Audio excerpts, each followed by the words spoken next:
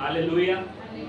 प्रार्थना में वो ताकत है जो बड़ी बड़ी असंभव चीजों को संभव कर देता है। लेकिन हमें निरंतर प्रार्थना करते रहना पड़ेगा, निरंतर वेदी पे बलिदान चढ़ाते रहना पड़ेगा। हालेलुया। हम याजक हैं तो अपना दायित्व को समझें और अपने दायित्व को निभाना चालू कर दें। क्या करें? अपने दायित्व को, मतलब अपनी जिम्मेदारी को क्या करें? निभाएं।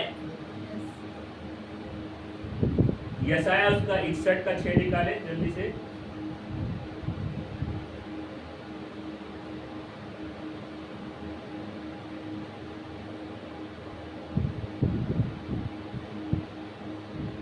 यशायाह 61:6।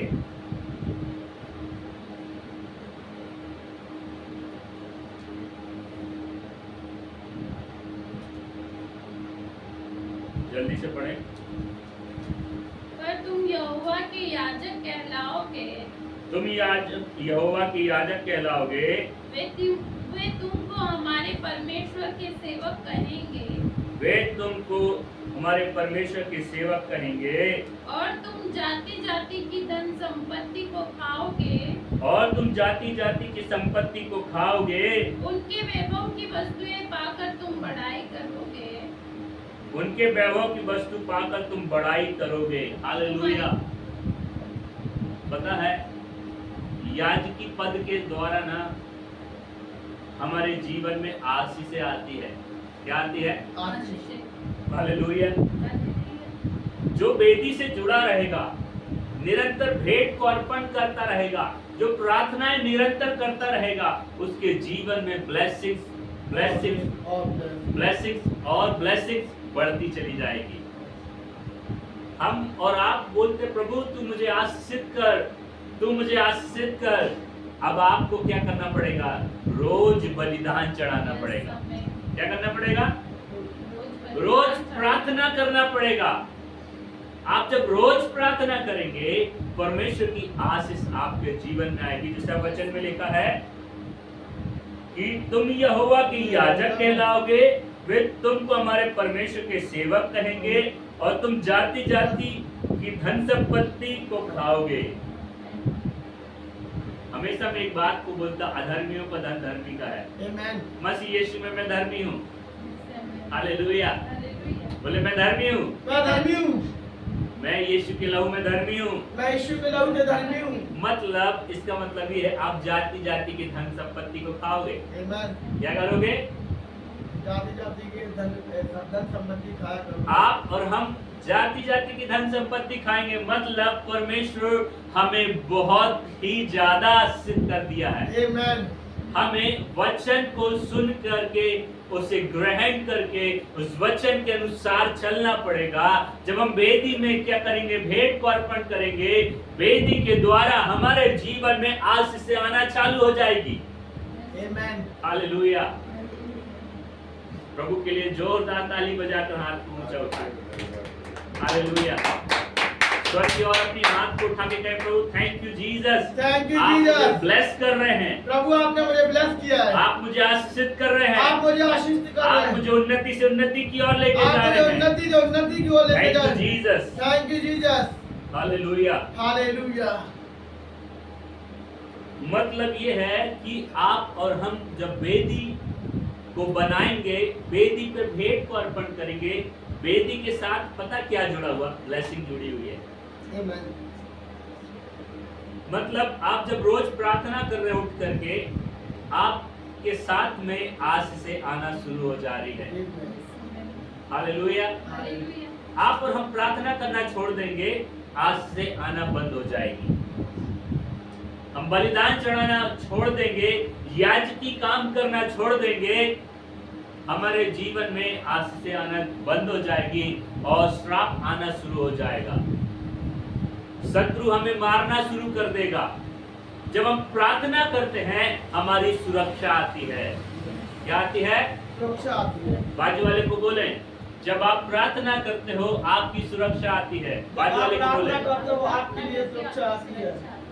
ऐसा नहीं बोले, जब आप प्रार्थना करते हैं तो सुरक्षा आती है। थोड़ा सा आनंदित होकर के जब आप प्रार्थना करते हैं आपके लिए सुरक्षा आती है, आपके परिवार के लिए सुरक्षा आती है, आपके परिवार के लिए सुरक्षा आती है, परमेश्वर के दूत नियुक्त हो जाते हैं, परमेश्वर के दूत आपके लिए नियुक्त शत्रु को मारते और खदेड़ते हैं। शत्रुओं को मारकर खदेड़ते हैं। आप जब प्रार्थना करेंगे आपकी सुरक्षा आएगी।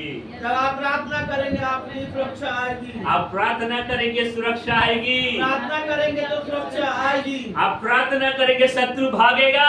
आप प्रार्थना करेंगे तो शत्रु भागेगा, शत्रु हारेगा। शत्रु हारेगा। प्रार्थना करें, प्रार्थना करें, धीरे से बोले बाजू, प्रार्थना करें, प्रार्थना करें। ऐसे ऐसे हिला के अपन चुपके से किसी को बोलते हैं हालेलुया। आप प्रार्थना करेंगे, मैं आपको बोलना चाहता हूँ आपकी सुरक्षा बनी रहेगी, शत्रु आपका नुकसान नहीं करेगा। मतलब शत्रु कैसे नुकसान करता है? बीमारी को डाल देता है। शत्रु कैसे नुकसान करता है? कर्जों में लेकर के चले जाता है। शत्रु कैसे नुकसान करता है? परमेश्वर के वचन को तोड़ता है। शत्रु कैसे नुकसान करता है? लड़ाई झगड़े को लेकर के आता है। वचन कहता माता पिता का आदर कर, और शत्रु बोलेगा ए माता पिता का आदर मत कर, माता पिता पर हाथ चला। वचन टूटा और शत्रु ने वहां पे मारा, बीमारी के द्वारा, गरीबी के द्वारा, भूखमरी के द्वारा, लड़ाई झगड़े के द्वारा। हालेलुया।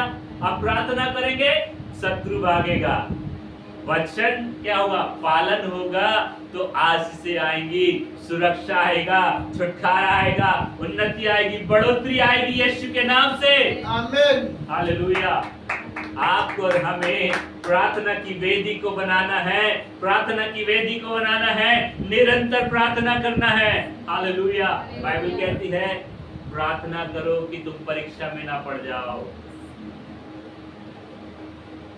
हमें प्रार्थना करना है। जब हम प्रार्थना करेंगे हम आशीषित हो जाएंगे। हालेलुया। आइए हम निकालें निर्गमन उसका 20 उसका 24। पता है परमेश्वर में एक व्यक्ति के विषय में लिखा हुआ है, परमेश्वर की वेदी में जाकर के टिक करके सोया करता था। वेदी में, उसका नाम है सैमुएल। जब वो छोटा था ना, उसकी माँ ने परमेश्वर के भवन में उसको दे दिया था, और वो परमेश्वर के भवन में सेवा टहल किया करता था। और वो एक ऐसा बच्चा था परमेश्वर की वेदी में टिक करके सोता था। और दूसरा, नए नियम में यीशु के छाती से लग करके उसका चेला सोता था, वो यूहन्ना, जिसने प्रकाशित वाक्य लिखा है, जिसको परमेश्वर ने बहुत अद्भुत प्रकाशनों को दिया है। हालेलुया। आप और हम जब परमेश्वर से क्या रहेंगे? लिपटे रहेंगे, तो परमेश्वर हमारे और आपके जीवन में बहुत बड़े बड़े प्रकाशनों को देगा, बहुत आयस्त इस्तेमाल करेगा, अद्भुत काम आपको और हमारे द्वारा होंगे। लिपटे रहना है परमेश्वर से, परमेश्वर से लिपटे रहना है। सैमुएल भविष्यवक्ता मतलब छोटा था, और परमेश्वर उसको पुकारता, हे सैमुएल, हे सैमुएल। वो सोचता मेरे स्वामी ने मुझे पुकारा, एली ने। पर फिर एली समझ जाता, नहीं, तुझे परमेश्वर पुकार रहा। परमेश्वर कई बार जहां आप जिस कलीसिया में जाते हैं, उस अगुवे की आवाज में आपसे बात करता है। आप सो रहे होंगे, उस अगुवे के चित्र आपके सामने आएगा। वो सपने में वो दास दासी आ जाएंगे, मतलब समझ जाइए परमेश्वर बात कर रहा है। ओ परमेश्वर के दास दासी की आवाज आ रही, मतलब परमेश्वर की आवाज आ रही है। एली की आवाज में परमेश्वर ने क्या किया? सैमुएल से बात किया। सैमुएल परमेश्वर की वेदी में टिकता था, और वेदी को पता है टच करना ही खतरनाक था, मतलब पवित्र रहना पड़ता है इतना ज्यादा। और सैमुएल जो था परमेश्वर की, जैसे सपोज उदाहरण के लिए वेदी है, और इस पे ऐसे टिक करके मैं क्या करूं? सो जाऊं, आराम करूं। मतलब परमेश्वर के पास उसको तसल्ली मिला करती थी, परमेश्वर की नजदीकता में उसे आराम मिला करता था, उसे चैन की नींद आया करती थी। हालेलुया। हम और आप जब परमेश्वर की निकटता में रहेंगे, सारी बातों से हम क्या करेंगे, शैतान की, शत्रु की चीजों से छूट जाएंगे। और यूहन्ना